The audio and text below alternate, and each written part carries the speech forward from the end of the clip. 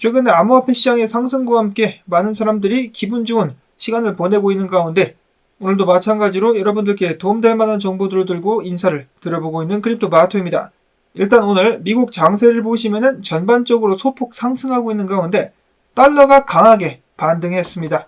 그 외에 금과 유가 같은 경우는 하락을 하고 있는 가운데 자, 비트코인 어제 거래소들마다 차이가 있겠습니다만 35,000달러 상단까지 쭉 올랐었다가 지금은 33,698달러, 이더리움은 1,800달러를 찍고 나서 1,768달러에서 거래가 진행이 되고 있습니다. 이렇게 비트코인이 급상승할 수 있었던 배경에는 ETF 출시가 임박했다라는 소식이 있었는데요. 자, 근데 이거 관련해가지고 또 황당한 소식이 오늘 나오게 되었습니다. 뒤에서 바로 알아보도록 하겠는데요. 그 전에 앞서가지고 월가의 거물들이 연말이 다가옴에 따라서 미국 경기가 더욱더 악화될 조짐이 보이고 있다는 경고를 남겼습니다. 첫 번째로는 헤지펀드계의 거물인 윌리엄 에크먼. 그는 얼마 전까지만 해도 높은 인플레이션을 근거로 해가지고 30년 만기 미국 국채를 공매도하고 있었는데요. 최근에는 장기금리 상태를 보아하니 채권을 공매도하기에는 위험이 너무 크다라면서 일단 공매도 포지션들을 전부 다 청산한 후에 이렇게 이야기를 했습니다. 최근 데이터가 시사하는 것보다 경제가 더 빠르게 둔화하고 있다.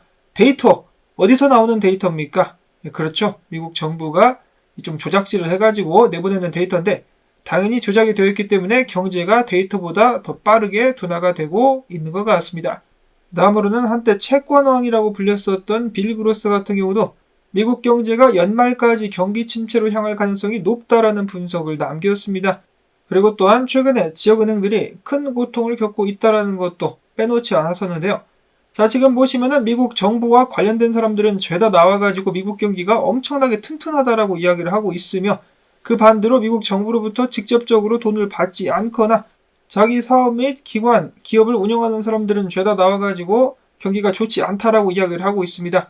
둘 중에 하나는 거짓말을 하고 있다는 것인데 누가 구라를 치고 있는 것일까요? 미국 경제는 과연 연말까지 침체로 향하게 될 것인지. 자, 그 다음에 오늘의 하이라이트 소식이라고 볼 수가 있겠습니다. 어제 암호화폐 시장을 정말 흥분하게 만들었었던 소식. 블랙락의 현물 ETF 티커와 함께 중앙 예탁기관 DTCC, 미국 내 대부분의 증권이라든지 펀드 등등의 결제라든지 청산을 관리하는 곳에 블랙락의 현물 ETF가 이름을 그 명단에 올리면서 암호화폐 시장이 펌핑을 주도하면서 35,000달러 선까지 급등을 했었는데 어제 갑자기 중앙 예탁기관에서 해당 티커를 빼버렸습니다. 삭제를 시켰다라는 것인데요. 살짝 보여줬다가 감춰버렸다라는 것. 그 후에 해당 홈페이지가 다운되는 등 여러가지로 혼란이 좀 있었었는데요. 결국은 사라졌습니다. 그 후에 블룸버그 터미널 같은 경우도 블랙락의 IBTC 티커를 삭제하는 사태가 벌어지기도 했었는데 자, 이거 뭔가요? 살짝 보여주면서 가격 펌핑을 시킴과 동시에 숏들을 전부 다 청산을 시켜버리고 나서 또 슬그머니 지워버렸습니다. 예를 두고 블룸버그의 에릭 발추나스 같은 경우는 아무래도 블랙락이 기관 요청에 의해서 며칠간 등록을 보류한 것일 수도 있겠다 또는 스스로 등록을 보류한 것일 수도 있겠다라고 자신의 생각을 밝혔습니다. 자, 근데 이거 시장 조작 아닌가요? 실수인 척, 우연인 척 하지만은 이러한 정보가 밖으로 나가게 됐을 경우 시장이 어떤 반응을 보일지는 누구보다도 그들이 더 잘 알고 있었을 것 같습니다. 자, 그런데 이런 식으로다가 기록을 보였다가 삭제를 시킨다? 야, 이거 진짜 양아치네요, 양아치. 어제 비트코인이 35,000달러까지 치솟는 과정 속에서 숏자리들, 숏 포지션들이 대거 청산되면서 숏 스퀴즈까지 나왔었는데 이걸 노리고 중간에서 차익을 챙긴 것이 아닌가라는 생각이 들 정도로 수상합니다. 자, 어쨌거나 이렇게 된다면 ETF 출시가 임박했다라는 기대감도 약간 흔들리게 될 수 있지 않을까 싶은데요. 자, 그럼에도 불구하고 ETF는 반드시 출시가 그리고 승인이 되게 되겠죠.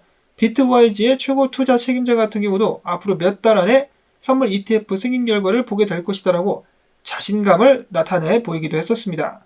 그리고 그레이스케일 대 SEC 건에 관련해가지고 최종 판결이 나왔는데 법원은 SEC로 하여금 GBTC를 비트코인 현물 ETF로 전환하는 것에 대해서 재검토해야 된다는 명령을 내렸습니다. 자, 그런데 재검토 명령이지 확실히 승인하라고 명령을 할 수가 없기 때문에 SEC 같은 경우는 여전히 다른 핑계를 대면서 더 미룰 수도 있겠습니다. 그러면은 게리 겐슬러는 또 욕을 오질나게 얻어 처먹게 되겠죠. 아무튼지간에 게리 겐슬러가 아무리 발광을 해도 ETF는 승인될 수밖에는 없다.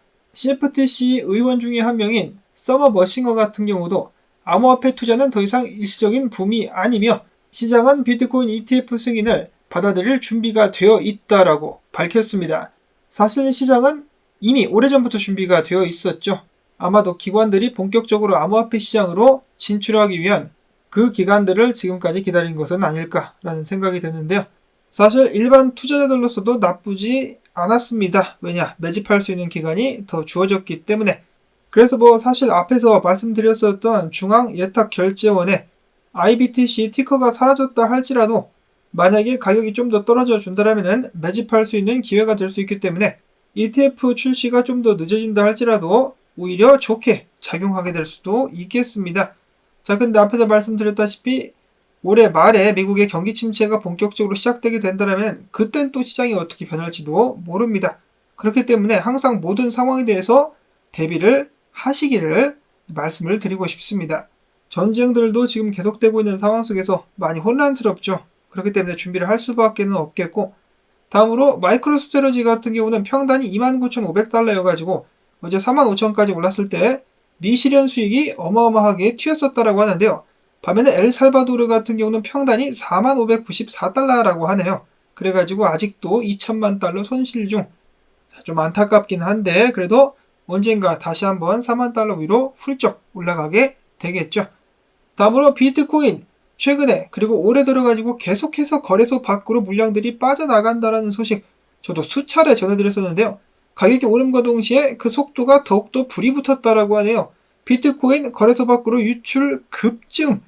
예를 들어서 바이낸스에서 지난 24시간 동안 5억 달러 상당의 비트코인 출금, 크립토닷컴과 OKX 같은 거래소에서도 각각 4,940만 달러와 3,100만 달러어치 비트코인이 빠져나갔다라는 소식 나왔습니다. 비트코인은 쌀 때 먼저 짚는 게 임자다. 이 단순 원리를 깨닫는 사람들이 많아지면 많아질수록 출금이 가속화되지 않겠느냐. 이어서는 분석으로 넘어가 보도록 하겠습니다. 크립토콘 분석가. 최근 비트코인 움직임으로 지난 8월 비트코인이 저점에 도달했다는 것이 확인이 돼버렸다. 내년 1월에는 존나 좋은 일이 생길 것이다. 가격은 연말까지 중간값인 34,500달러 부근에서 와리가리를 치다가 내년에 신고점을 향할 것이다. 고점 예측 시기는 2024년 7월 9일부터 플러스 마이너스 3주가 될 것으로 예상이 된다. 그 다음 고점 같은 경우는 2025년 11월 28일 사이클 고점으로다가 9만에서 13만 달러를 찍게 되지 않겠느냐라는 예측을 내놨는데요. 뭔 소리야, 100만 달러가 안 되잖아. 농담이고요. 이어서 최근까지 열심히 올라온 비트코인, 강력한 저항이었었던 3만 달러 구간이 이제는 다시 지원군이 돼가지고 아군이 돼가지고 강력한 지지대로 비트코인을 받쳐주지 않을까라는 예상이 나오고 있는 상황 속에서 분석가 알리차트 같은 경우는 이야기하기를 다음 비트코인의 저항선은 38,400달러가 될 것이다. 그리고 47,360달러가 그 뒤를 잇고 있다라고 이야기를 했는데요. 비트코인의 이번 상승을 맞춘 몇몇 분석가들은 이렇게 예측을 하기도 했었죠. 비트코인이 32,000달러 위에서 안착하게 된다, 뚫게 된다라면 4만 달러까지 순간이동할 수 있다. 그때까지 쭉 올려버릴 수 있다라고 예측을 했었는데 그런 움직임 과연 나올 수 있을 것인가? 그전에 약간의 문제가 있다라면 비트코인 숏 포지션들이 정리가 됐는데 이제는 롱에 너무 많이 몰리고 있다라는 것인데요. 약간 비트코인 떨어졌을 때 33,519달러까지 떨어졌을 때 롱 포지션 2억 5천만 달러 상당히 청산이 됐었는데요. 그러다가 지금 반등했었는데 이런 식으로다가 비트코인이 살짝 흐를 때마다 롱 포지션들이 엄청나게 진입하고 있다라고 합니다. 자, 그러면 롱에 너무 많이 물렸기 때문에 롱 자리들을 세력들이 한번 청산을 하지 않겠느냐라는 예측 나와주고 있죠. 조금 조정이 나오게 될 수 있지 않을까라는 예측들 나오고 있는 상황 속에서 OMG라는 분석가 같은 경우는 단기적으로 32,000달러 상단까지 한번 내릴 수도 있겠다라고 예측을 해보고 있었습니다. 사람들이 너무 환희에 차 있기 때문에 좀 조심할 필요가 있겠다. 그런 의견들이 좀 있었고요. 이어서는 이더리움 및 기타 소식들 보도록 하겠습니다. 이더리움도 마찬가지로 비트코인과 같이 가격을 좀 올려보려고 하고 있는 찰나에 고래 한 마리가 무려 3710개의 이더리움을 바이낸스로 입금을 했습니다. 자연스럽게 앞에서 봤었던 비트코인 출금과는 대비되는 움직임이라고 볼 수가 있겠는데요. 자, 아무래도 수익 실현을 하게 될 수도 있을 것 같습니다. 캐스틸러 트레이딩 같은 경우는 이더리움 과거에 거래가 가장 많이 됐었던 자리가 1637, 1681달러짜리이기 때문에 여기까지 한번 흐르지 않겠느냐, 조정 나올 수도 있지 않겠느냐, 나오게 된다라면은 추멸을 한따까리 할 것이다 라고 이야기를 했습니다. 떨어져 주면은 줍줍한다. 이어서는 최근에 몇몇 고래들이 디파이 1세대 코인이죠. 아베를 매집하고 있다는 소식이 나왔습니다. 자, 첫 번째로는 과거에 이더리움과 컴파운드를 통해서 큰 수익을 올렸었던 한 고래가 어제 아베 9만 개에 이어서 6만 2천 개를 추가로 매집을 했다는 소식 나왔습니다. 이렇게 해가지고 아베 보유량 기존 11위 주소가 됐다라고 하는데요. 굉장한 수익을 노리고 있는데 아베의 상승을 예측을 하고 있는 것일까? 그런가 하면은 아베 보유량 2위 고래 같은 경우는 바이낸스에서 91,200개의 아베를 출금을 하기도 했었습니다. 과연 디파이 코인들이 다시 한번 상승을 해줄 수 있을까?